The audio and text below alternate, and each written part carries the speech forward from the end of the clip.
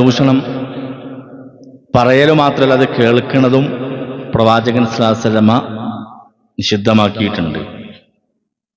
ഒറ്റ സംഭവം മാത്രം ആ വിഷയത്തിൽ പറയാം. ഒരിക്കൽ അബൂബക്കർ ഉമർ റളിയല്ലാഹു അൻഹുമ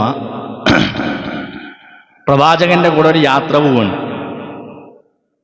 അവരോടൊപ്പം ഭക്ഷണം പാകം ചെയ്യാൻ വേണ്ടി ഒരു വേലക്കാരനുണ്ട്.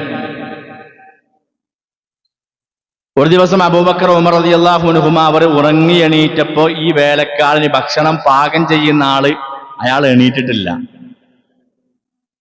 അപ്പൊ കൂട്ടത്തിൽ ആരോ ഒരാൾ അബൂബക്കർ ഉമർ റളിയല്ലാഹു അൻഹുമ അവരിൽ രണ്ടുപേരിൽ ആരോ ഒരാൾ നോക്കി അവിടെയും ആ ആളെ പേരുദ്ധരിച്ചിട്ടില്ല. അങ്ങനെ ഹദീസിലുള്ളത് അവരിൽ രണ്ടുപേരിൽ ഒരാൾ പറഞ്ഞെന്ത് ഇന്ന ഫുലാനൻ ഇയാൾ ഭയങ്കര ഉറക്കിന്റെ ആളാണല്ലേ. നമ്മളെത്ര ആളുകളെ കുറിച്ച് അങ്ങനെ പറയലുണ്ട് അല്ലെ. ഇയാൾ ഭയങ്കര ഉറക്കിന്റെ ആളാണല്ലേ. പ്രവാചകൻ ഒന്നും മിണ്ടിയില്ല. അയാൾ എണീറ്റ് ഭക്ഷണം കുറച്ച് വൈകി ആകാൻ റെഡിയാകാൻ ഭക്ഷണം ഇങ്ങനെ കഴിച്ചുകൊണ്ടിരിക്കുന്ന സമയത്ത് ആ രണ്ട് സ്വഹാബാക്കളിൽ ഒരാള് നബിന്റെ അടുത്ത് നബി അല്ലെ കുറച്ച് ഇറച്ചി വേണമെന്ന് പറഞ്ഞു,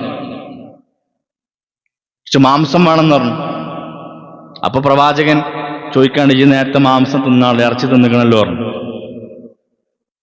എന്റെ പല്ലിന്റെ ഇടയിൽ ആ മാംസത്തിന്റെ അവശിഷ്ടങ്ങൾ ഞാൻ കാണുന്നുണ്ടല്ലോ പറഞ്ഞു. സ്വഹാബി പറഞ്ഞു നബി ഞാൻ എടുത്തിട്ടില്ല, ഞാൻ മാംസം തിന്നിട്ടല്ല, പിന്നെ എങ്ങനെ എന്റെ പല്ലിന്റെ ഇടയിൽ കാണും? നേരത്തെ തിന്നിക്കണല്ലോ പറഞ്ഞു. അപ്പൊ സ്വഹാബി പറഞ്ഞു ഇല്ല പ്രവാചകൻ ഞാൻ ഇറച്ചി തിന്നിട്ടല്ല. അപ്പൊ പ്രവാചകൻ സല്ലല്ലാഹു അലൈഹി വസല്ലമ അവിടെ പഠിപ്പിച്ചു കൊടുക്കണെന്ത് നിങ്ങളെ അല്ലെ നേരത്തെ പറഞ്ഞ വാക്കുണ്ടല്ലോ, ആ സുഹൃത്ത് ആ ഭക്ഷണം പാകം ചെയ്യുന്ന ആള് എണീക്കാൻ വൈകിയപ്പോ നിങ്ങളെന്താ പറഞ്ഞത്? ഭയങ്കര ഉറക്കിന്റെ ആളാന്ന് പറഞ്ഞില്ലേ.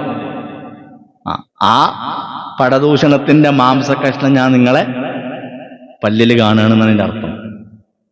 അവിടെ വെച്ചവര് രണ്ടുപേരും അസ്തഗ്ഫിറുല്ലാഹ് എന്ന് പറഞ്ഞു. എന്നിട്ട് പ്രവാചകനോട് പറഞ്ഞു, പ്രവാചകൻ ഞങ്ങൾക്ക് വേണ്ടി അള്ളാഹുവിനോട് താങ്കൾ പ്രാർത്ഥിച്ചാലും. പ്രവാചകൻ ശാസ്ത്രം പറയാണ് അല്ലെ, അതിന്റെ മുമ്പ് അള്ളാഹുവിലേക്ക് നിങ്ങൾ ഇസ്തിഗ്ഫാർ ചെയ്യുന്നതിന്റെ മുമ്പ് ചെയ്യേണ്ട പണി എന്താ? നിങ്ങൾ ആ വേലക്കാരൻ്റെ അടുത്ത് പോകണം. എന്നിട്ട് അയാളുടെ അടുത്ത് പോയിട്ട് ആദ്യം മാപ്പിക്കും, എന്നിട്ട് അള്ളാഹുവിലേക്ക് തൗബ ചെയ്തു മടങ്ങി. എത്ര ഗൗരവമാണ് പ്രിയപ്പെട്ടവരെ.